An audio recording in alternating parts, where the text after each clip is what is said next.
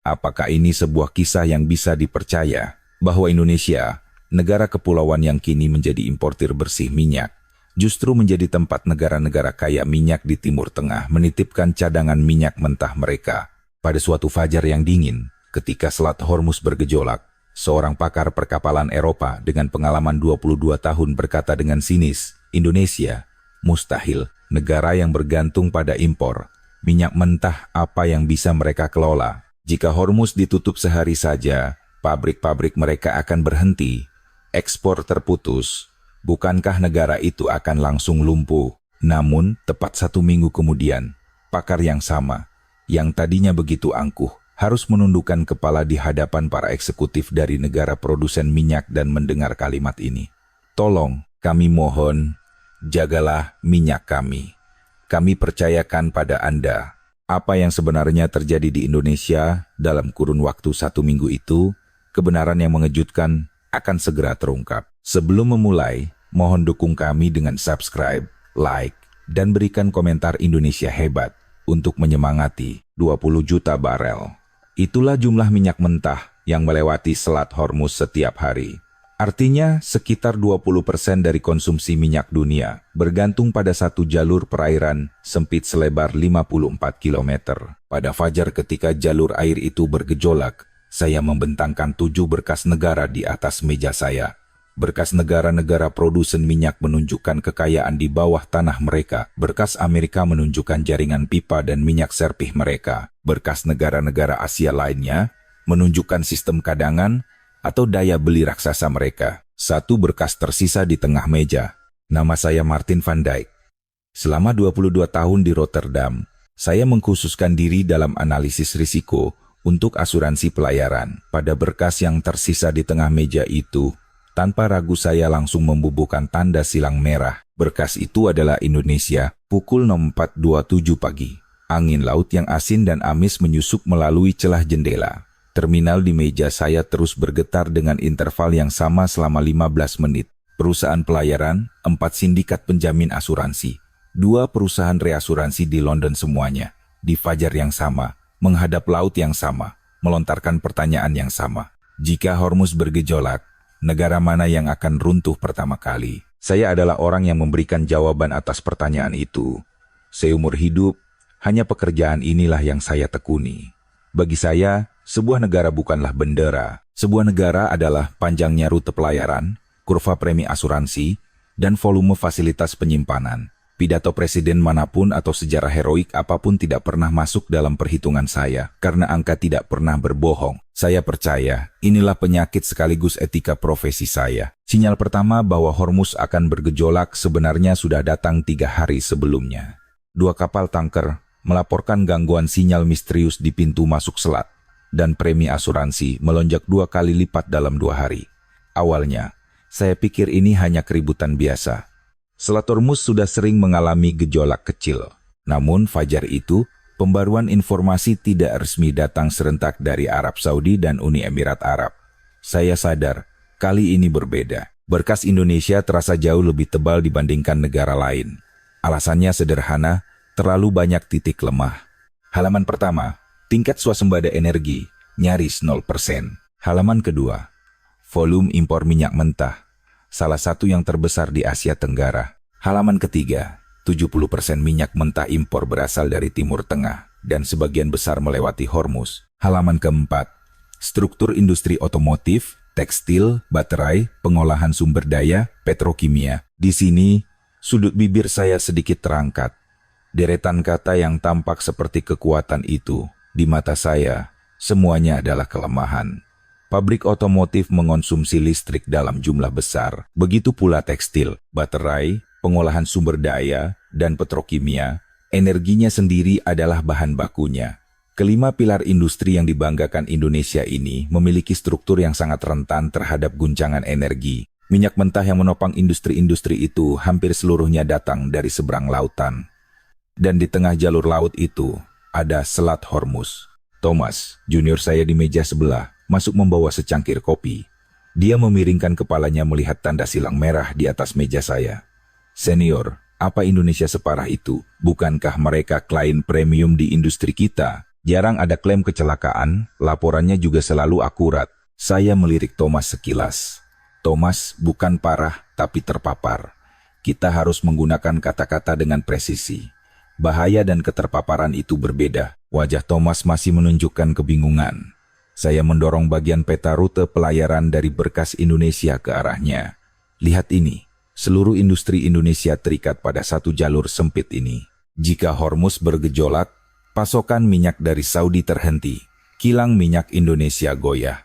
Jika itu terjadi, industri petrokimia goyah, lalu pasokan bahan kimia untuk semikonduktor dan otomotif ikut goyah. Ini efek domino. Domino yang berbaris rapi. Thomas mengangguk pelan. Apakah orang-orang Indonesia tidak tahu itu? Saya tertawa kecil. Sejujurnya, tawa itu mengandung sedikit rasa superioritas. Kalaupun mereka tahu, tidak ada yang berubah. Sumber daya alam tidak bisa diciptakan oleh kemauan. Sepintar apapun Indonesia, minyak tidak akan menyembur dari tanah mereka. Ada kelemahan yang tidak bisa diatasi dengan kecerdasan. Itulah Indonesia. Di sini, saya harus jujur. Saya memang meremehkan Indonesia, tapi saya yakin itu karena saya merasa sudah terlalu banyak tahu. Laci kedua meja saya berisi laporan industri kilang minyak Indonesia. Laci ketiga berisi catatan serah terima kapal kontainer dari pelabuhan-pelabuhan di sana. Satu folder di komputer saya penuh dengan data tentang Indonesia. Saya bukan orang yang tidak tahu apa-apa tentang Indonesia. Saya adalah orang yang percaya sudah tahu segalanya. Saat itu, saya tidak sadar bahwa keyakinan itulah yang jauh lebih berbahaya. Pukul 05.10 pagi. 5 kepala divisi berkumpul di ruang rapat. Saya menampilkan 7 halaman inti dari Berkas Indonesia di layar. Presentasi saya selesai dalam 7 menit. Kesimpulannya sederhana. Jika ketegangan di Hormuz berlanjut, Indonesia adalah negara yang sangat mungkin mengalami guncangan simultan di seluruh sektor industrinya. Kita harus meninjau ulang semua ketentuan penjaminan asuransi mereka. Wakil Presiden perusahaan reasuransi kami di New York bertanya singkat melalui panggilan video. Apakah benar industri Indonesia begitu terpapar? Keterlibatan kami di sana tidak sedikit. Wakil Presiden, jawab saya telah menganalisis Indonesia selama 12 tahun. Indonesia adalah negara yang kuat, saya akui itu. Tapi menjadi kuat dan menjadi aman adalah dua hal yang berbeda. Indonesia kuat, tapi tidak aman. Itulah kesimpulan saya. Ruang rapat hening sejenak. Keheningan itu terasa nyaman bagi saya. Dalam dunia analisis, keheningan adalah tanda persetujuan. Setelah rapat selesai, seorang kepala divisi menepuk pundak saya. Analisis yang tajam seperti biasa, Martin. Itulah kalimat paling menyenangkan yang saya dengar hari itu. Saya kembali ke meja dan mulai mengetik kalimat pertama laporan saya. Indonesia bukanlah negara penghasil minyak dan semua industri inovatifnya terpapar pada guncangan energi eksternal. Diklasifikasikan sebagai negara yang rentan terhadap guncangan jangka pendek dan menengah. Saya tidak butuh waktu lama untuk menulis kalimat itu. Dari luar jendela, peluit kapal dari pelabuhan berbunyi 2 kali, menandakan fajar. Sambil menutup laptop, saya bergumam. Indonesia memang jago membuat barang, tapi hanya dengan itu, mereka tidak akan pernah bisa menang melawan Hormuz. Itulah penilaian terakhir saya tentang Indonesia hari itu. Di atas kertas, kasus Indonesia begitu jelas dan sederhana. Beberapa hari kemudian, saya harus menaiki pesawat menuju Jakarta. Dan sejak saat roda pesawat itu menyentuh landasan, kesimpulan yang begitu saya yakini itu mulai runtuh, sedikit demi sedikit. Saat roda pesawat menyentuh landasan pacu Bandara Internasional Soekarno-Hatta, saya masih membuka Berkas Indonesia di pangkuan saya. Selama 11 jam penerbangan, saya terus menatap halaman yang sama. Kapasitas pelabuhan, kemampuan kilang, jumlah hari cadangan, peta klaster industri. Data yang sudah hampir saya hafal, namun saya membacanya sekali lagi. Karena saya akan bertemu langsung dengan negara bernama Indonesia. Perjalanan dinas adalah untuk mengkonfirmasi hipotesis, bukan untuk mempelajari hal baru. Dengan keyakinan itu, saya turun dari pesawat. Saya percaya kali ini, saya bisa berdiri di posisi yang lebih unggul dari Indonesia. Negara kepulauan di Asia ini, bukankah selama ini mereka sedikit angkuh dengan gelar raksasa manufaktur? Itulah stereotip saya. Saat keluar dari lobi kedatangan, seorang pria berjas hitam menghampiri saya. Dengan bahasa Inggris yang fasih, Ia memperkenalkan diri dari unit penanggulangan keamanan energi di kementerian terkait. Pak Martin, saya Budi Santoso. Perjalanan ke Jakarta akan memakan waktu sekitar 1 jam. Anda bisa beristirahat di mobil. Jadwal hari ini tidak terlalu padat. Saya mengangguk singkat. Kami bukan orang yang perlu basa-basi panjang. Saat masuk ke mobil, sementara sopir memasukkan koper saya ke bagasi, saya melirik keluar jendela. Di sebuah bandara, saya selalu melihat hal yang sama. Tingkat rotasi lepas landas dan pendaratan pesawat, alur penanganan kargo, alur pemeriksaan keamanan, semacam penyakit profesi. Bandara Soekarno-Hatta memiliki skor tinggi di semua item itu, jadi tidak ada yang mengejutkan. Suasana mulai sedikit berubah setelah mobil memasuki jalan tol. Aspalnya mulus, garis jalannya rapi, dan suaranya tidak bising. Kualitasnya berbeda dari jalan tol tua di Eropa.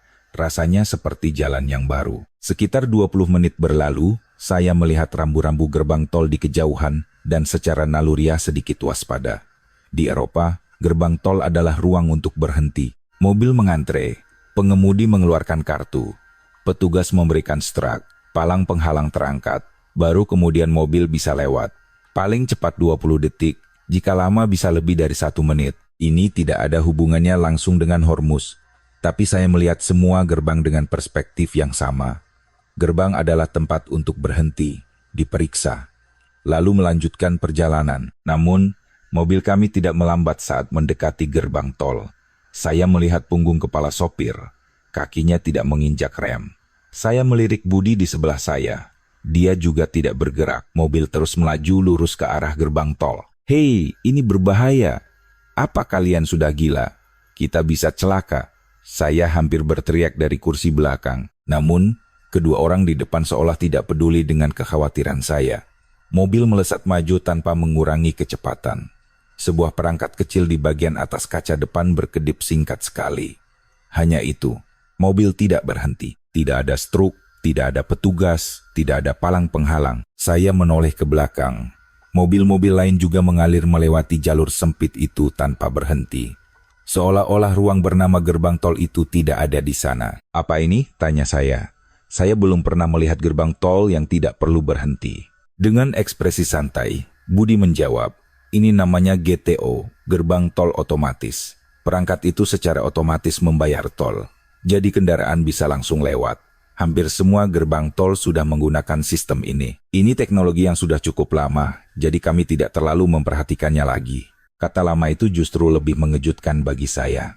Ini bukan teknologi baru, melainkan sistem yang sudah menjadi bagian dari keseharian masyarakat Indonesia. Saya terdiam sejenak, agak malu karena terlalu panik dan juga karena kebiasaan sebagai orang asuransi. Ketika saya mendapat kesan tertentu, saya tidak langsung mengucapkannya, melainkan mencernanya terlebih dahulu di dalam kepala. Saya berpikir, negara bernama Indonesia ini tidak suka berhenti di depan gerbang. Jadi, mereka merancang ulang gerbang itu sendiri. Sebuah sistem yang memproses dengan perangkat tanpa palang penghalang. Negara yang mengubah prosedur agar tidak perlu berhenti. Inilah kesan pertama yang terukir di benak saya. Kesan itu sedikit mengganggu saya. Salah satu kebanggaan dalam pekerjaan saya adalah tidak mudah goyah oleh kesan pertama. Namun, perangkat kecil itu terus mengganjal di pikiran saya. Laporan Hormuz yang saya tulis dengan begitu perkaya diri. Ternyata cara Indonesia menangani gerbang dan teknologi canggih mereka berbeda dari perkiraan saya. Saya mengajukan satu pertanyaan lagi kepada Budi. Apakah tidak ada penolakan saat sistem ini pertama kali diperkenalkan? Orang biasanya tidak suka perubahan, kan? Budi berpikir sejenak, lalu menjawab, ada penolakan. Mereka harus membeli perangkatnya, dan awalnya ada beberapa kesalahan sistem. Tapi, orang Indonesia, sekali mereka merasakan sesuatu yang nyaman dan efisien, mereka tidak akan bisa lagi menunggu sesuatu yang tidak efisien dan lambat. Jadi, sistem ini dengan cepat diadopsi. Jawaban itu menarik perhatian saya. Orang Indonesia tidak tahan untuk berhenti. Saat itu saya tidak tahu dari emosi spesifik apa hal itu berasal. Tapi satu hal yang jelas, Indonesia tampak seperti negara yang lebih memilih mengubah cara melewati gerbang daripada takut pada gerbang itu sendiri. Di luar jendela mobil, pinggiran kota Jakarta mulai terlihat. Rambu-rambu di atas jalan semakin padat dan di kejauhan, siluet gedung-gedung pencakar langit berwarna abu-abu mulai tampak. Saya membuka kembali berkas Indonesia. Di sudut halaman, saya menulis catatan singkat. Indonesia. Kebiasaan mengubah gerbang dari ruang berhenti menjadi ruang lintas. Itu adalah catatan pertama yang saya tulis di tanah Indonesia. Saat itu, saya tidak tahu apa hubungannya catatan itu dengan Hormuz. Saya hanya menganggapnya sebagai rasa penasaran profesional seorang analis asuransi. Namun, malam itu, ketika mobil memasuki pusat kota dan dari jendela hotel saya, melihat gemerlap lampu kawasan bisnis Sudirman, perkiraan saya kembali salah. Pemandangan yang seharusnya tidak mungkin terlihat di kota yang sedang menghadapi krisis, ada di sana. Kamar hotel, di kota manapun selalu memberikan kesan pertama yang sama. Langit-langit yang biasa, tempat tidur yang keras, jendela yang sulit dibuka. Jakarta juga begitu. Namun, mulai pukul 10 malam itu, setelah saya menyalakan televisi, saya mendapatkan kesan yang berbeda. Setiap kali saya mengganti saluran, layar yang sama muncul. Selat Hormuz, premi asuransi tanker, jalur impor alternatif, harga komoditas impor. Setiap saluran menayangkan konten serupa. Satu saluran menampilkan grafik harga bensin di SPBU yang melonjak tajam dengan warna merah menyala. Saluran lain menampilkan seorang pakar dengan wajah serius menjelaskan jumlah hari cadangan energi. Sambil meletakkan remote, saya berpikir dalam hati, seluruh kota ini pasti sudah membeku sekarang. Selama 22 tahun, saya sudah berkali-kali melihat kota-kota yang dilanda krisis. Ketika Dubai bergejolak, ketika terusan Suez bergejolak, ketika Madrid bergejolak, setiap kali kota-kota itu menunjukkan pemandangan yang sama. Antrean panjang di SPBU, rak-rak kosong di minimarket, jalanan yang sepi, restoran yang gelap. Itulah wajah kota yang sedang krisis. Saya menduga kawasan bisnis Sudirman dan sekitarnya juga akan menunjukkan wajah yang sama. Saya berganti pakaian dan keluar dari hotel. Waktu sudah mendekati pukul 11 malam. Meskipun sudah larut, saya ingin melihat langsung suasana kota. Ada satu hal yang tidak bisa didapat dari data, udara sebuah kota. Sesuatu seperti ekspresi bagaimana orang-orang menerima krisis. Hal-hal semacam itu tidak bisa dibaca dari laporan di atas meja. Saat saya mendorong pintu putar hotel dan melangkah keluar, perkiraan saya mulai meleset. Lampu-lampu jalanan bersinar terang. Di balik jendela kaca kafe-kafe, orang-orang duduk dengan laptop terbuka. Minimarket tetap buka dengan semua rak terisi penuh. Sebuah motor pengantar makanan menunggu lampu merah di ujung gang. 5 taksi berbaris menunggu penumpang. Ini sama sekali bukan wajah kota yang sedang krisis. Saya berhenti sejenak di tengah trotoar. Pasti aku salah lihat, pikir saya, lalu memandang sekeliling sekali lagi. Pemandangannya tetap sama. Orang-orang berjalan cepat sambil menatap ponsel mereka. Tidak ada yang berlari, tidak ada teriakan. Tidak ada aksi borong, tidak ada toko yang tutup. Saya masuk ke sebuah minimarket terdekat. Seorang petugas shift malam duduk di belakang kasir, menonton berita di TV. Di layar, tampak foto satelit Selat Hormuz. Saya meletakkan sebotol air mineral di atas meja kasir dan menyapa dengan terbata-bata. Petugas itu menjawab dengan bahasa Inggris yang jelas. "Anda sedang menonton berita, ya? Apakah Anda tidak cemas?" Tanya saya. Katanya kalau Hormuz ditutup, Indonesia akan terkena dampak langsung. Petugas itu menatap saya sejenak. Matanya lelah, tapi tatapannya teguh. Cemas, tentu saja. Siapa yang tidak cemas? Tapi, menutup toko tidak akan membuat harga bensin turun, kan? Setidaknya, saya harus tetap menjual sarapan untuk anak-anak sekolah besok. Mendengar kata-kata itu, saya tertegun sejenak. Dari sudut pandang seorang analis asuransi, itu mungkin terdengar seperti kepasrahan seorang warga biasa. Kepasrahan untuk tetap menjaga posisinya, karena tidak ada lagi yang bisa dilakukan. Namun, di wajah petugas ini, tidak ada sedikit pun bayangan kepasrahan. Itu bukan kepasrahan, melainkan semacam keputusan. Keputusan untuk memisahkan antara kecemasan dan pekerjaan. Saya keluar dari minimarket dengan sebotol air mineral di tangan. Di seberang jalan, di balik jendela kaca sebuah kafe, saya melihat seorang karyawan yang bekerja lembur. Di samping laptopnya, ada ponsel yang menayangkan berita tentang Hormuz. Dia jelas sedang menonton berita, tetapi pada saat yang sama, dia juga bekerja. Fakta bahwa dua tindakan itu terjadi secara bersamaan dalam diri satu orang tanpa menimbulkan konflik terasa sangat berkesan bagi saya. Saya menyewa taksi dan meminta untuk berkeliling kawasan Sudirman.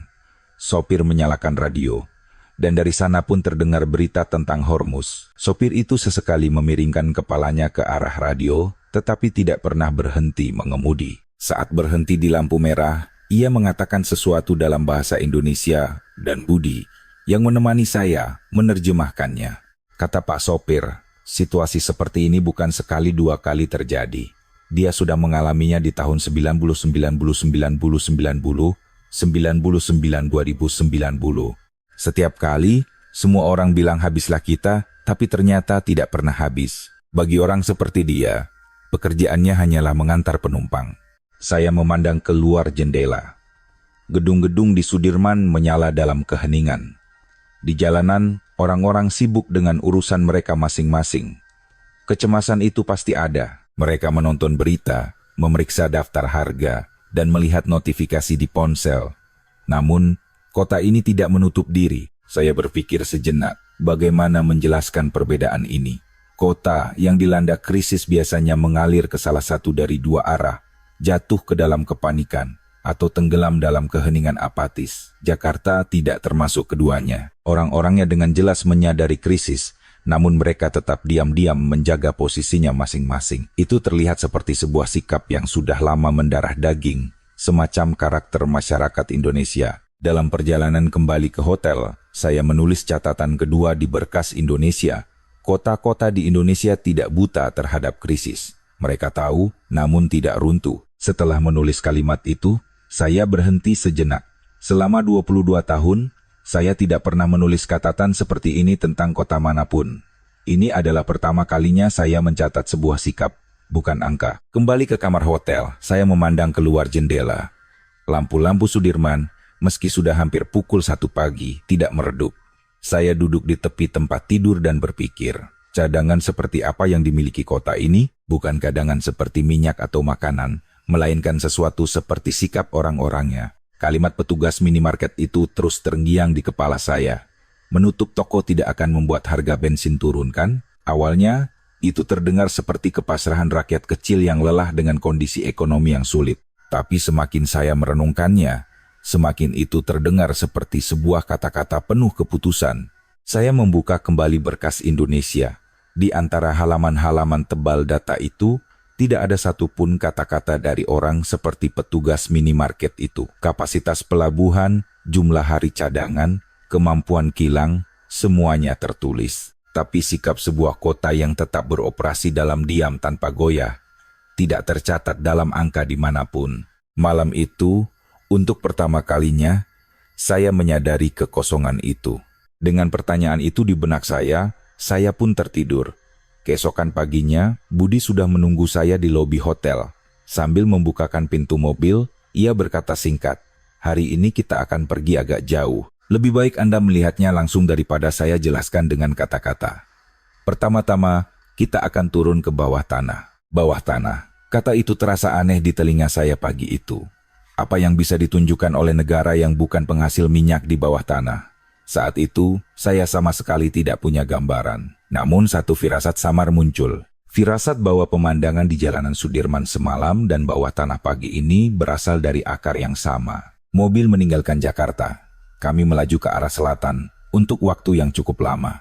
Pemandangan di luar jendela berubah dari perkotaan menjadi pegunungan.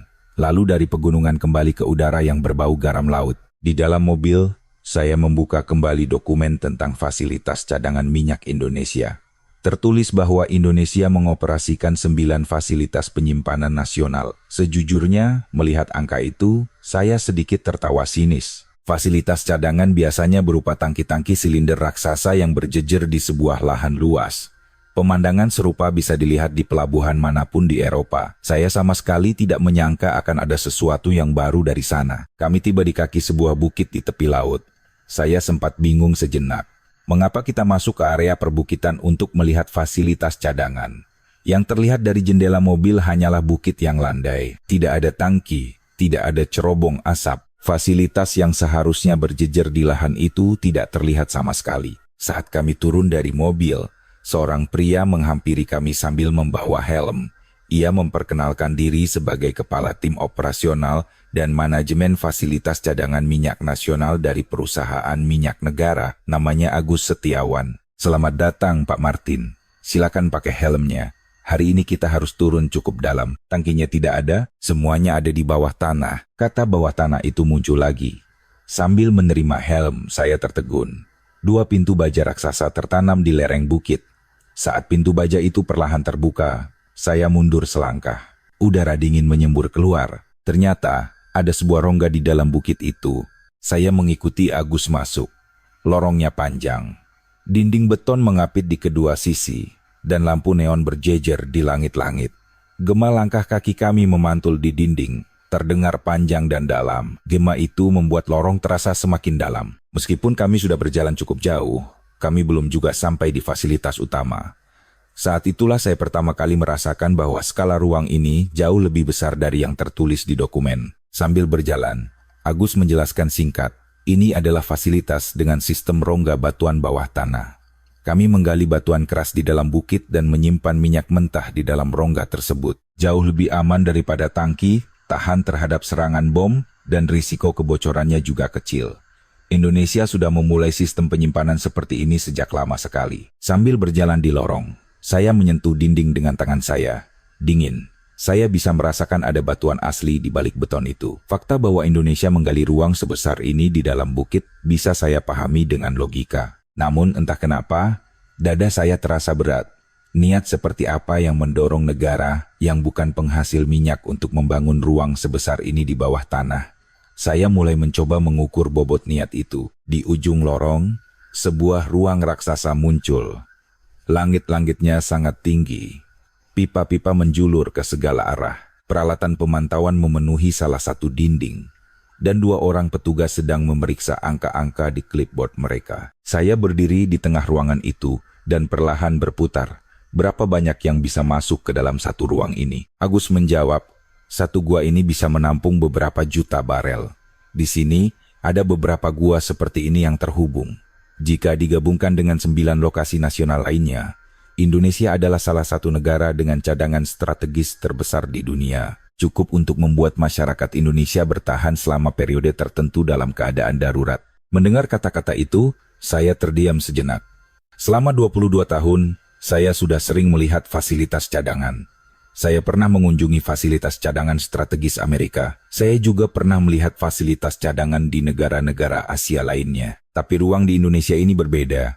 Amerika dan negara-negara lain adalah negara penghasil minyak atau negara yang pernah mengalami perang besar. Indonesia bukan keduanya. Bukan penghasil minyak dan tidak punya pengalaman perang langsung di tempat seperti Hormuz. Namun, mereka membangun ruang sebesar ini di bawah tanah.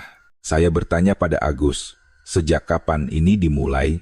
Mengapa Indonesia melakukan sejauh ini? Agus menatap langit-langit sejenak sebelum menjawab. Anda ingat krisis minyak pertama dan kedua. Saat itu, kami benar-benar goyah. Negara yang tidak punya setetes pun minyak tiba-tiba tidak bisa membeli minyak. Seluruh negeri nyaris berhenti. Saat itulah pemerintah dan perusahaan memutuskan bersama, kami tidak akan pernah lagi mengalami hal seperti itu. Fasilitas cadangan ini dimulai dari keputusan itu, dan itu sudah berlangsung lebih dari 40 tahun. Sambil mendengarkan kata-kata itu, saya memandang kembali ruang raksasa di bawah tanah itu. Sesuatu yang tadinya tidak terlihat mulai tampak.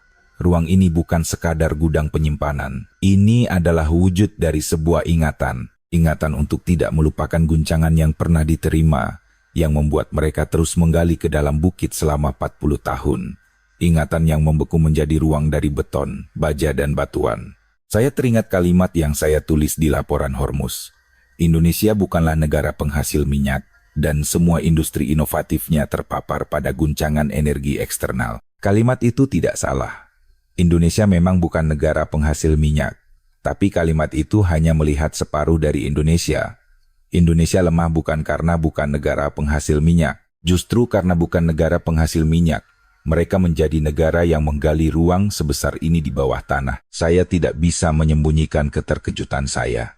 Bukan hanya karena batuan beku yang keras memungkinkan mereka menggali sedalam ini, tetapi hal seperti ini bahkan tidak terbayangkan di Eropa atau negara lain. Secara geologis, tidak bisa dipungkiri bahwa Indonesia adalah tanah yang sangat diberkahi. Agus menambahkan singkat di sebelah saya, ini bukan tempat di mana minyak menyembur keluar.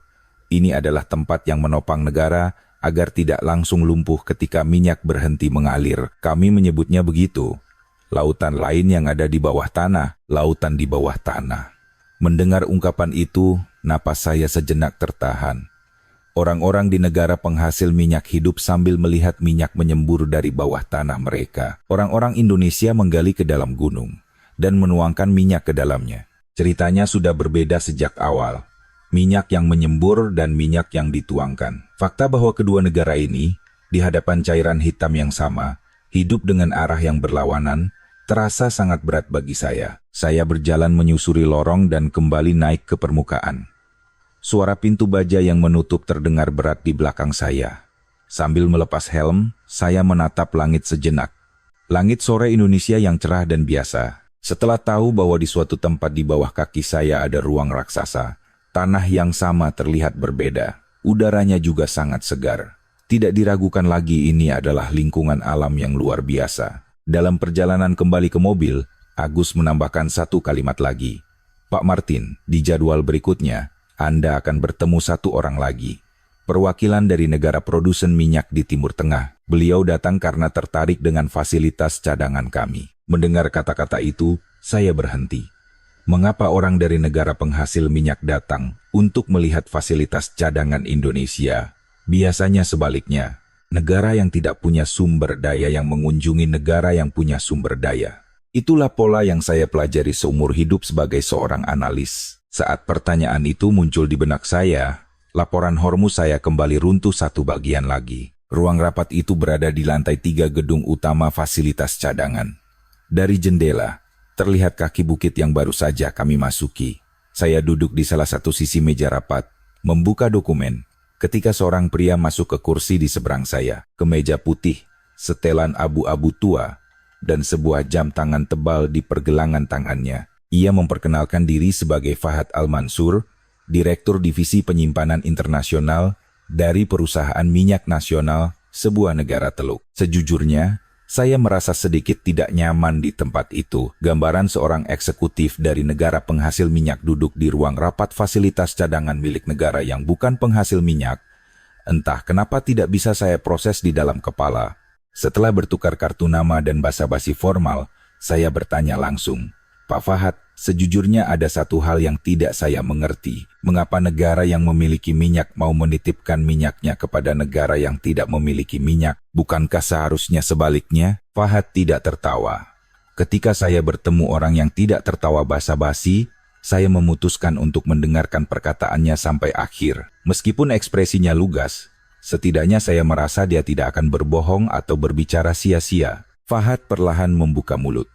Pak Martin, minyak, selama masih berada di bawah tanah, bukanlah sebuah kekuatan. Ia baru menjadi kekuatan ketika berada di seberang lautan, di tempat yang dibutuhkan, pada waktu yang dibutuhkan. Yang kami miliki adalah minyak di bawah tanah. Yang dimiliki Indonesia adalah lokasi di seberang lautan. Itulah alasan kami tertarik pada Indonesia. Saya tidak mencatat kata-kata itu. Itu adalah jenis kalimat yang harus dicerna terlebih dahulu sebelum dicatat. Fakta bahwa kalimat minyak di bawah tanah bukanlah kekuatan keluar dari mulut orang dari negara penghasil minyak terdengar lebih berat. Fahad menggeser selembar dokumen di atas meja. Itu adalah peta Asia Timur, Indonesia, Tiongkok, dan negara-negara Asia lainnya berada dalam satu layar. Dan di laut sebelahnya tergambar rute-rute pelayaran. Sambil menunjuk pantai selatan Indonesia dengan penanya, ia melanjutkan, untuk mengirim minyak mentah dari Hormuz ke Asia Timur, kami butuh rata-rata hampir 20 hari. Dalam kondisi normal, tidak ada masalah. Tapi ketika Hormuz bergejolak, 20 hari itu menjadi periode paling berbahaya. Akan ada waktu di mana kami ingin mengirim minyak, tapi tidak bisa. Selama itu, pasokan di pasar Asia Timur akan terputus. Itu juga kerugian bagi kami. Bahkan bagi negara penghasil minyak sekalipun, itu adalah kerugian. Anda mengerti? Sambil mendengarkan kata-kata itu, untuk pertama kalinya, saya mencoba memikirkan Hormuz dari sudut pandang negara penghasil minyak. Bagi mereka pun, Hormuz adalah sebuah bahaya. Situasi di mana mereka tidak bisa mengirim minyak mereka sendiri bisa terjadi. Selama 22 tahun, saya selalu melihat Hormuz dari posisi negara pengimpor. Saya hanya melihat siapa yang tidak bisa menerima, bukan siapa yang tidak bisa mengirim. Fahad meletakkan penanya di lokasi fasilitas cadangan Indonesia. Itulah mengapa, bagi kami, Indonesia sangat menarik. Jika kami menyimpan minyak mentah kami terlebih dahulu di Indonesia, bahkan jika Hormuz bergejolak, pasokan ke pasar Asia Timur tidak akan terputus. Indonesia dekat dengan pasar Asia Timur, memiliki fasilitas kilang, dan pelabuhannya berdampingan. Bukan hanya untuk menyimpan, tapi juga bisa langsung diproses dan dikirim saat dibutuhkan. Bagi kami, tidak ada lokasi sebaik ini. Ini seperti gudang untuk menyimpan energi berlebih dari tubuh kami. Saat itulah saya pertama kali mulai meninjau kembali makna dari lokasi bernama Indonesia. Indonesia bukan sekadar negara pembeli minyak. Ia adalah semacam gerbang raksasa yang berdiri di depan pasar Asia Timur. Dari sudut pandang negara produsen, menitipkan minyak mereka terlebih dahulu di gerbang itu menjadi sebuah asuransi. Agus, yang duduk di sebelah saya, menambahkan singkat, bagi Indonesia, ini juga bukan cerita yang merugikan. Di masa damai, kami menerima biaya penyimpanan. Di masa krisis, Indonesia memiliki hak pembelian prioritas atas minyak mentah tersebut. Negara produsen mendiversifikasi lokasi. Indonesia menambah satu kartu yang bisa dimainkan saat krisis. Ada keuntungan bagi kedua belah pihak. Saya meletakkan pena sejenak. Ketika menulis laporan Hormuz, saya mengklasifikasikan Indonesia sebagai negara yang bergantung secara sepihak pada impor. Pola pikir saya adalah Indonesia memohon dan membeli minyak dari negara produsen. Tapi pola yang digambarkan di ruang rapat ini justru sebaliknya. Negara produsen yang memohon agar Indonesia mau menjaga minyak mereka. Sejujurnya, masih ada satu sanggahan di kepala saya. Saya bertanya lagi pada Fahad, pada akhirnya, Indonesia tetap bukan negara penghasil minyak, kan? Cadangan hanya mengulur waktu. Itu tidak akan menghilangkan fakta mendasar bahwa Indonesia rentan secara energi, bukan? Saat itu Fahad tersenyum tipis. Itulah senyum pertama yang saya lihat darinya. Pak Martin, hanya karena kami negara penghasil minyak, bukan berarti kami kuat tanpa syarat. Kami juga tahu itu, minyak suatu saat akan habis, pasar juga akan berubah. Tapi lokasi seperti Indonesia tidak akan berubah. Lokasi di depan Asia Timur akan tetap ada di sana 1000 tahun lagi. Kami tahu waktu sumber daya kami dan waktu lokasi Indonesia. Itulah mengapa kami bekerja sama. Waktu sumber daya dan waktu lokasi. Saya menyalin kedua frasa itu dengan tulisan kecil. Bagi seorang analis asuransi, kata waktu selalu berarti jumlah hari cadangan, durasi pelayaran, atau periode asuransi. Tapi Fahad mengangkat waktu itu ke level karakter sebuah negara. Sumber daya berada di atas waktu yang akan habis, lokasi berada di atas waktu yang tidak akan hilang. Kesenjangan antara dua waktu itulah yang menjadi alasan kedua negara bekerja sama. Bagi negara produsen, menipis adalah takdir. Bagi Indonesia, tetap berada di sana adalah takdir. Dan tempat di mana takdir mereka bertemu adalah fasilitas cadangan ini. Setelah rapat selesai, saya berdiri sejenak di dekat jendela ruang rapat. Di luar jendela terlihat kaki bukit tadi. Fakta bahwa di dalam bukit itu ada rongga raksasa, dan mungkin minyak mentah dari negara produsen akan diangkut ke sana. Pemandangan itu perlahan terbentuk di dalam kepala saya. Saya mengeluarkan berkas Indonesia dari tas saya. 2 tanda silang merah yang saya buat di sampul depan masih ada di sana. Saya mengambil pena dan menambahkan satu kalimat singkat di sebelahnya. Pusat Asia Timur dan hub logistik, sebuah tangki minyak raksasa yang diinginkan seluruh dunia. Setelah selesai menulis, saya berhenti sejenak. Selama 22 tahun, saya tidak pernah menulis catatan seperti ini di berkas negara manapun. Saya belum menghapus tanda silang merah di sampulnya, belum saatnya. Tapi fakta bahwa satu kalimat baru ditambahkan di sebelahnya sudah menjadi bukti bahwa sesuatu di dalam diri saya mulai bergerak. Budi memanggil saya dari depan pintu ruang rapat. Pak Martin, kita harus berangkat untuk jadwal berikutnya. Kita akan ke Cilegon. Ada hal yang belum selesai jika hanya melihat tempat penyimpanan. Anda perlu melihat langsung bagaimana minyak yang masuk diubah menjadi darah industri. Saya mengambil tas dan menjawab singkat, ya ayo. Di satu sisi hati saya sudah menduga. Di Cilegon, laporan evaluasi saya akan ditulis ulang sekali lagi. Meskipun jadwalnya sangat padat di ruang rapat hari itu, saya pertama kali menerima kenyataan bahwa negara bernama Indonesia ini tidak akan diam di dalam pandangan seseorang yang baru saja bertemu, melainkan terus bergerak sibuk. Perjalanan ke Cilegon tidak terlalu jauh, tidak sampai 2 jam dengan mobil. Di tengah jalan, kami berhenti sekali di sebuah rest area. Sejujurnya, saya tidak berharap banyak. Rest area di jalan tol Eropa biasanya hanya memiliki 1 toilet, 2 mesin penjual otomatis, dan 1 kafe tua. Tapi rest area di Indonesia sedikit berbeda. Toiletnya berkilauan seperti lobi hotel. Di dalamnya dijual makanan hangat seperti soto dan oleh-oleh khas daerah. Ada juga area pengisian daya ponsel, bahkan tempat istirahat untuk berbaring sejenak. Fakta bahwa fasilitas sebaik ini beroperasi secara rutin di tengah jalan tol terasa sangat berkesan bagi saya. Pemandangan di luar jendela mobil perlahan berubah, bukit-bukit berkurang, dataran rendah meluas, dan pada suatu titik cerobong asap raksasa, tangki penyimpanan, dan jaringan pipa mulai membentang tanpa henti. Saya sedikit mendekatkan wajah ke jendela. Pemandangan itu terus bersambung dari satu ujung ke ujung lainnya tanpa putus, dan panjangnya sama sekali tidak bisa saya perkirakan. Di dalam mobil, 1 orang baru bergabung dengan kami, Prabowo Wijaya, dari Kementerian Perindustrian, yang mengawasi kolaborasi pemerintah swasta untuk keamanan energi. Saya dengar dia adalah orang yang sudah mengalami semua krisis. Krisis mata uang, krisis keuangan global, dan krisis rantai pasok. Kami bertukar sapa singkat. Dia orang yang tidak banyak bicara. Saya suka itu. Setelah lama bekerja sebagai analis asuransi, saya sedikit tidak suka dengan birokrat yang banyak bicara. Saat mobil memasuki kawasan industri, Prabowo membuka mulutnya. Pak Martin, apa yang Anda lihat di fasilitas cadangan bukanlah segalanya. Menyimpan saja tidak cukup. Memiliki minyak dan menguasai penggunaan minyak adalah 2 hal yang sama sekali berbeda. Indonesia sejak awal telah mengembangkan keduanya secara bersamaan. Sambil memandang jaringan pipa di luar jendela, saya mencerna kata-kata itu. Industri kilang minyak adalah bidang yang akrab bagi saya. Negara mana memiliki kapasitas kilang berapa? Berapa tingkat operasinya? Semua angka itu ada di kepala saya. Tapi kata-kata yang dilontarkan Prabowo adalah cerita di balik angka-angka itu. Perbedaan antara memiliki dan menguasai. Mobil berhenti di depan sebuah pusat kendali. Kami kembali diberikan helm dan masuk ke dalam. Sebuah dinding monitor raksasa memenuhi satu sisi ruangan.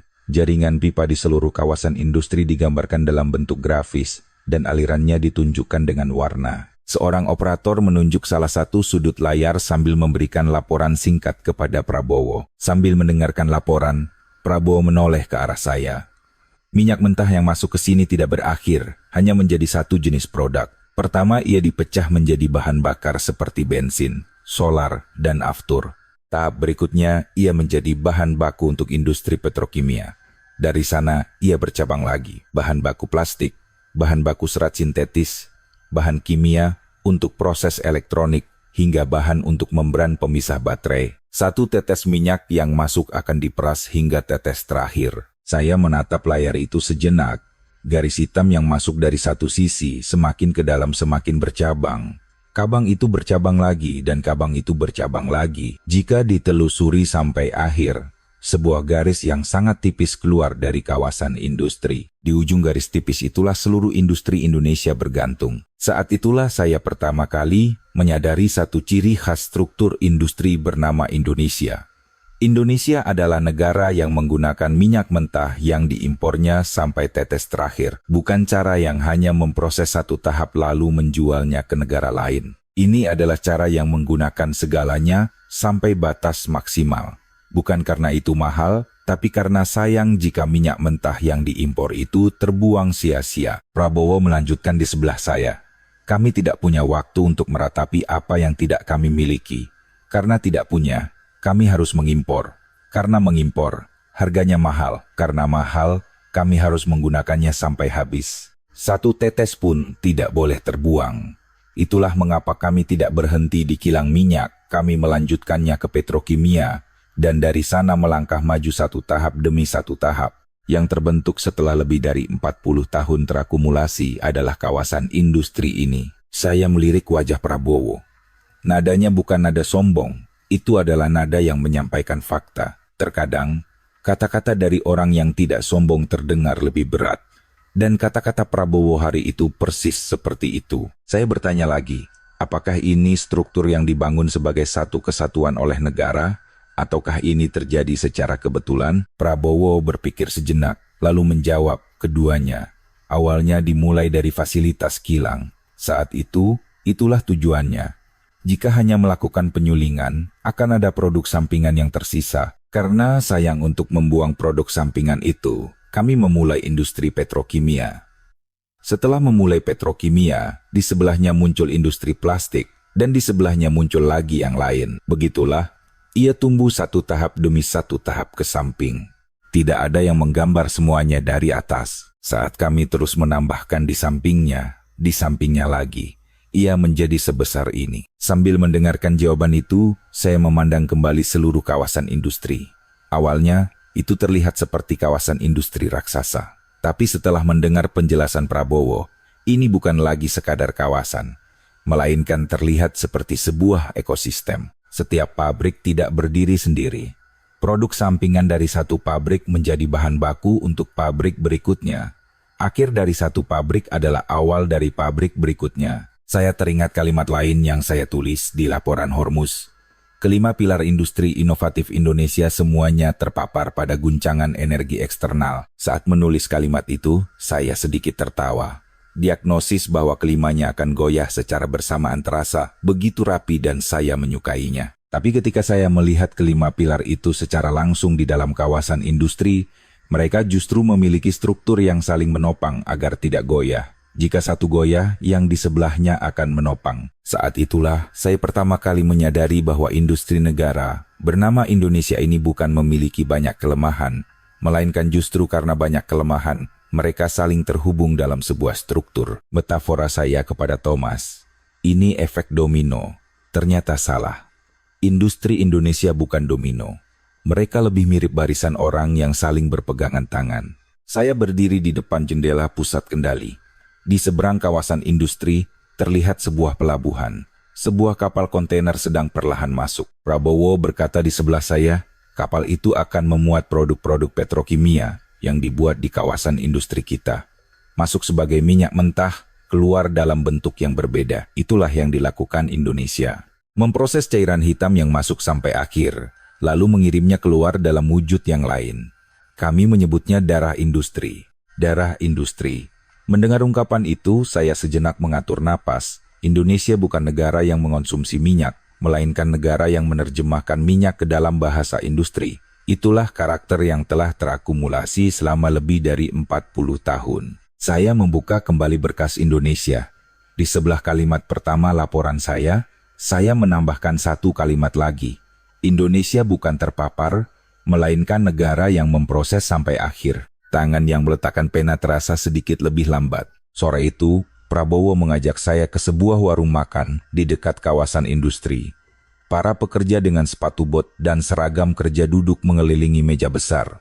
Makan bersama sambil minum teh hangat. Mereka, dengan ramah, menawarkan saya untuk bergabung, meskipun saya orang asing yang baru pertama kali mereka lihat. Percakapan terjalin dengan bahasa Inggris seadanya dan bahasa isyarat. Saya samar-samar menangkap cerita tentang seseorang yang sudah bekerja di kawasan industri yang sama selama 40 tahun. Nada bicaranya datar, seperti orang yang melepas lelah seharian dengan secangkir teh. Sambil memandang meja itu, saya menyadari satu hal. Pintu baja di fasilitas kadangan, jaringan pipa yang tak berujung di kawasan industri.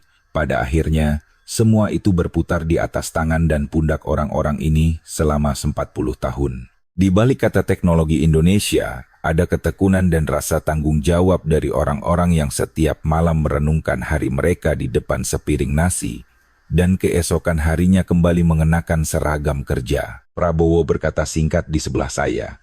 Orang-orang itulah yang sebenarnya menggerakkan kawasan industri ini. Sebelum kami kembali naik ke mobil, Budi berkata singkat, besok kita kembali ke Jakarta. Kita akan singgah di satu tempat di Menteng, lalu bertemu satu orang lagi, seseorang yang pernah bekerja di padang pasir. Saya rasa ceritanya akan sedikit berbeda. Mendengar kata-kata itu, saya berhenti sejenak. seseorang yang pernah bekerja di padang pasir. Entah kenapa, kalimat itu terasa lebih berat di hati saya daripada pemandangan kawasan industri. Keesokan paginya, setelah kembali ke Jakarta, saya berdiri di tengah kawasan Menteng. Sambil turun dari mobil, Budi menunjuk sebuah plang nama jalan, Jalan Teheran. Saya membacanya sekali dengan suara pelan. Awalnya, tidak ada pikiran khusus. Menamai jalan dengan nama kota asing adalah hal biasa. Di Rotterdam pun ada jalan seperti itu. Di London juga. Dari sudut pandang seorang analis asuransi, nama jalan hanyalah penanda wilayah administratif. Di lobi hotel, saya terhubung singkat melalui panggilan video dengan seseorang. Leila Najafi, seorang peneliti sejarah modern Timur Tengah, keturunan Iran Perancis. Budi sudah mengatur janji sebelumnya. Di seberang layar, terlihat sebuah ruang kerja yang dipenuhi rak buku. Sambil memegang secangkir teh, Leila perlahan membuka mulut. Pak Martin, seperti yang Anda lihat, di antara gedung-gedung pencakar langit, sebuah penanda kota modern Jakarta, ada nama Jalan Teheran. Nama itu diberikan pada tahun 1977. Saat itu, Iran dan Indonesia sepakat untuk mengukir nama kota masing-masing di jalan mereka. Satu jalan di Jakarta menjadi Jalan Teheran, satu jalan di Teheran menjadi Jalan Jakarta, dan itu tetap bertahan sampai sekarang. Sudah hampir 50 tahun. Mendengar angka itu, saya sejenak kehilangan kata-kata. Waktu 50 tahun perlahan membentang di dalam kepala saya. Selama itu, di Iran terjadi revolusi, rezim berganti, hubungan dengan Amerika terputus, bahkan terjadi perang. Di Indonesia, pemerintahan juga berganti berkali-kali. Industri bangkit, kota berubah total.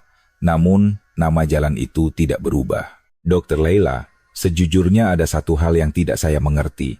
Mengapa nama jalan itu tidak berubah? Padahal hubungan politik kedua negara begitu bergejolak. Bukankah biasanya, jika hubungan diplomatik memburuk, simbol-simbol seperti inilah yang pertama kali diubah? Leila perlahan menyeruput tehnya sebelum menjawab. Nama kota bertahan lebih lama dari politik. Politik berubah setiap hari, tapi jalan adalah tempat yang dilewati orang setiap hari. Untuk mengubah nama jalan, Anda harus mengubah ingatan orang-orang yang melewatinya. Dan itu tidak mudah. Orang Indonesia telah hidup dengan Jalan Teheran sebagai bagian dari Menteng. Orang Iran telah hidup dengan Jalan Jakarta sebagai bagian dari Teheran. Jika itu berlanjut selama 50 tahun, itu menjadi lapisan yang lebih dalam dari politik. Sambil mendengarkan kata-kata itu, saya memandang kembali jalanan di Menteng. Orang-orang berjalan cepat. Tidak ada yang berjalan sambil menyadari nama jalan itu. Di dalam ketidaksadaran itulah nama Teheran terukir. Saat itulah saya pertama kali menyadari fakta bahwa negara bernama Iran diam-diam hadir di suatu tempat dalam keseharian masyarakat Indonesia. Leila menambahkan satu kalimat. Dan yang ditinggalkan Indonesia di Iran bukan hanya nama jalan.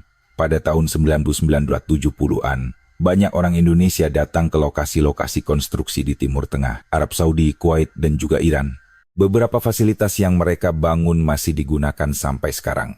Jalan, pelabuhan, pabrik, generasi kami memiliki ingatan itu. Saya mengakhiri panggilan video dan duduk sejenak di lobi hotel.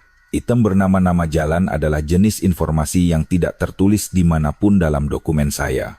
Kapasitas pelabuhan tertulis, jumlah hari cadangan juga tertulis, tapi nama jalan tidak tertulis. Namun, nama jalan yang tidak tertulis, itulah yang diam-diam menghubungkan kedua negara selama 50 tahun. Di dalam berkas tebal Indonesia saya, tidak ada catatan tentang hubungan itu. Sore itu, Budi membawa saya ke sebuah warung makan kecil di pinggiran Jakarta. Sebuah warung dengan papan nama yang warnanya sudah pudar. Di kursi sudut, seorang pria tua duduk, namanya Pak Suparman. Beliau adalah salah satu orang yang pergi ke lokasi konstruksi di Timur Tengah pada pertengahan 1970-an. Pekerjaannya adalah memasang pipa dan kerangka baja. Pak Suparman menyapa singkat, lalu meletakkan sebuah helm tua dan selembar foto grup yang sudah pudar di atas meja. Saya memandangi helm itu. Warnanya sudah benar-benar pudar. Salah satu sudutnya sedikit retak. Di dalam foto, para pemuda Indonesia berangkulan dan tertawa di bawah langit yang bercampur debu. Seragam kerja mereka semua tertutup debu. Siapapun yang melihatnya tahu, itu foto yang diambil di padang pasir. Pak Suparman mengelus helm itu sekali dengan tangannya sebelum membuka mulut. Kami pergi ke sana bukan karena merasa mewakili negara. hanya untuk mencari uang, harus mengirim uang ke rumah, harus menyekolahkan anak-anak, hanya itu. Tapi sesampainya di sana, pekerjaan yang dipercayakan harus diselesaikan sampai tuntas. Itulah cara kami bekerja saat itu, menyelesaikan pekerjaan sesuai janji, tepat pada tanggal yang dijanjikan, lalu pulang. Itulah kebanggaan kami. Mendengar kata-kata itu, saya sejenak tidak bisa melepaskan pandangan dari helm itu. Kata kepercayaan biasanya datang kepada saya dalam bentuk angka, seperti peringkat kredit atau tingkat kepatuhan kontrak. Tapi kepercayaan yang diceritakan Pak Suparman bukanlah hal semacam itu. Itu adalah sesuatu yang lahir dari tangan seorang manusia. Tangan orang yang menyelesaikan pekerjaan sesuai janji di padang pasir. Tangan-tangan itulah yang berkumpul menjadi kepercayaan sebuah negara. Pak Suparman menunjuk salah satu sudut foto. Dia ini tidak pulang. Ada kecelakaan saat kerja. Yang ini pulang, tapi badannya sakit-sakitan. Tidak lama kemudian meninggal. Dari kami semua, yang masih hidup sekarang tinggal beberapa orang. Tapi apa yang kami bangun di sana, masih ada di sana. Bagi kami, itu sudah seperti anak sendiri. Saya terdiam di dalam warung itu. Di depan helm dan foto itu saya tidak tahu harus berkata apa. Seorang manusia yang seumur hidupnya membaca negara melalui angka, hampir tidak punya kata-kata yang bisa diucapkan di depan tangan seorang pria tua. Saya teringat laporan Hormuz saya. Di dalamnya, tidak ada cerita tentang orang-orang seperti ini. Tertulis apa yang Indonesia terima dari Timur Tengah, tapi tidak tertulis apa yang Indonesia tinggalkan di Timur Tengah. Dan apa yang ditinggalkan itu selama 90 tahun, diam-diam tetap ada di suatu tempat di padang pasir. Seperti helm, seperti selembar foto, seperti nama jalan. Saat kami hendak meninggalkan warung, Pak Suparman berkata singkat kepada saya, "Maaf ya, sudah datang jauh-jauh, tapi ceritanya tidak ada yang hebat. Kami hanya menyelesaikan pekerjaan yang dipercayakan kepada kami. Tidak lebih, tidak kurang." Saya memberi hormat dan masuk ke dalam mobil. Di luar jendela, malam Jakarta mengalir. Selama perjalanan singkat kembali ke hotel, saya melihat satu hal. Kepercayaan negara bernama Indonesia ini tidak dimulai dari pernyataan resmi. Ia dimulai dari tangan orang-orang yang menyelesaikan janji di padang pasir lalu pulang. Berkas tebal saya tidak pernah sekalipun melihat tangan-tangan itu. Duduk di depan meja di kamar hotel, saya membuka berkas Indonesia untuk terakhir kalinya. Pena saya berhenti sejenak di atas kalimat pertama laporan itu. Besok pagi saya dijadwalkan kembali ke Rotterdam. Di atas meja di sana, laporan risiko Indonesia yang saya buat pertama kali pasti masih menunggu saya. Di dalam pesawat kembali ke Rotterdam, saya meletakkan berkas Indonesia di pangkuan saya, tapi tidak bisa membukanya untuk beberapa saat. Saya duduk di kursi yang sama, dengan posisi yang sama seperti saat berangkat. Tapi berat berkas tebal di pangkuan saya terasa berbeda. Bukan berat dokumennya yang bertambah, tapi negara yang ada di dalamnya, sebelum dan sesudah perjalanan dinas, telah menjadi negara yang sama sekali berbeda dalam persepsi saya. Awan perlahan mengalir di luar jendela pesawat. Saya memejamkan mata dan mengingat kembali apa yang saya lihat selama seminggu. Cahaya perangkat kecil di gerbang tol Soekarno-Hatta, kalimat yang diucapkan petugas minimarket di Sudirman, pintu baja raksasa yang menuju ke dalam perut bukit, lautan di bawah tanah yang diceritakan Agus, waktu sumber daya dan waktu lokasi dari Fahad, aliran cairan hitam yang ditunjukkan Prabowo, helm tua dan foto pudar milik Pak Suparman. Semua adegan itu tersimpan dalam 1 minggu kehidupan seorang manusia. Selama 22 tahun bekerja, tidak pernah sekalipun kesan saya terhadap sebuah negara berubah sedrastis ini dalam 1 minggu. Biasanya meskipun saya melihat data berulang kali, kesan pertama tidak akan banyak goyah. Keyakinan bahwa kesan pertama itu akurat adalah kebanggaan terakhir dalam pekerjaan ini. Tapi terhadap Indonesia, kebanggaan itu tidak berlaku. Saya tiba di kantor di Rotterdam keesokan paginya. Di atas meja, laporan risiko Indonesia yang saya siapkan sebelum berangkat masih tergeletak. Di sampulnya, 2 tanda silang merah masih ada, sisa dari coretan di dokumen rapat. Saya duduk dan hanya memandangi laporan itu sejenak tanpa membukanya. Thomas, junior saya, masuk ke ruangan membawa secangkir kopi. "Selamat datang kembali," sapanya singkat, lalu berdiri sejenak di samping meja saya. Ia melihat sampul laporan itu dan berkata, "Senior Martin, laporan Indonesia ini akan kita selesaikan, kan? Kesimpulan rapat juga mengarah ke sana." Saya menatap Thomas sejenak, lalu perlahan menjawab, "Thomas, laporan itu akan kita tulis ulang. Semuanya, dari awal. Kita akan menulis ulang dari kalimat pertama." Wajah Thomas sedikit terkejut. Sambil melihat ekspresinya, saya mengakui satu hal dalam hati. Bagi seorang analis, menulis ulang kalimat pertama dari laporan yang sudah ia tulis adalah tindakan yang mendekati membuang harga diri. Tapi kali ini, saya belajar dari Indonesia bahwa mempertahankan harga diri itu justru akan jauh lebih memalukan.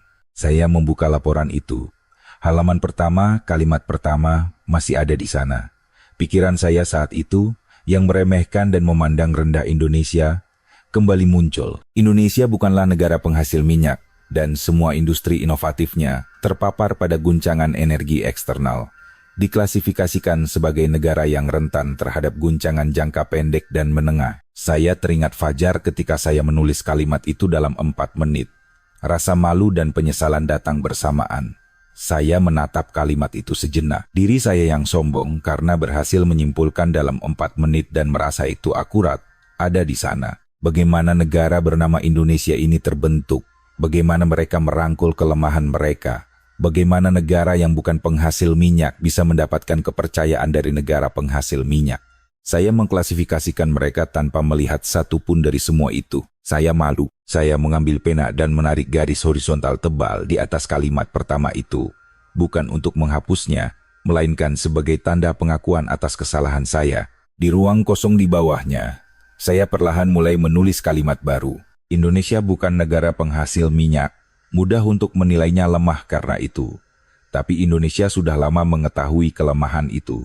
Justru karena kelemahan itu, mereka membangun fasilitas cadangan, menumbuhkan karakter industri yang memproses minyak impor sampai tetes terakhir, dan membentuk sikap warga yang tidak menutup diri di tengah krisis. Indonesia bukanlah negara yang akan berhenti karena tidak punya minyak.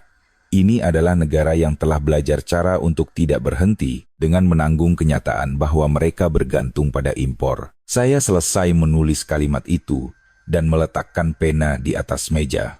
Tangan saya sedikit gemetar.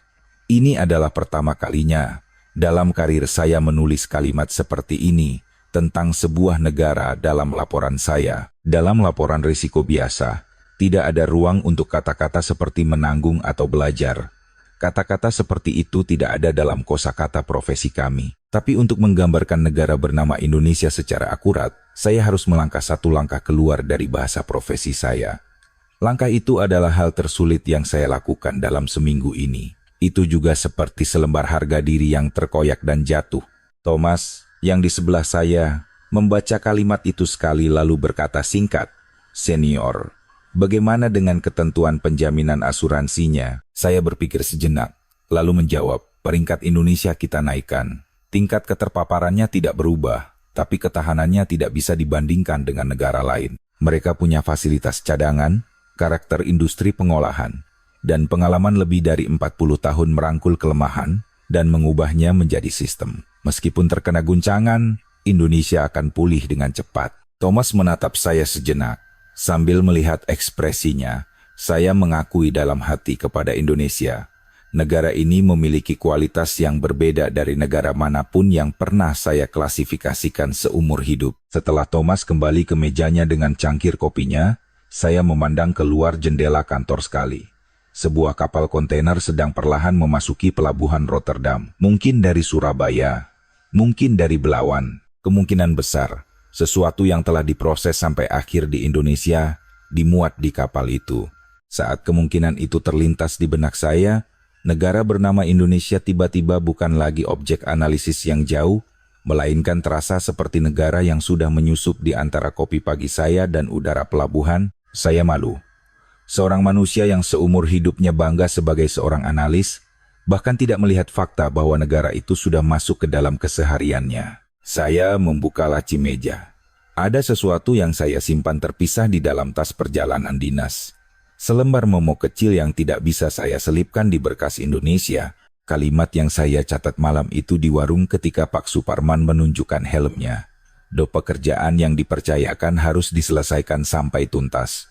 Itulah cara kami bekerja saat itu.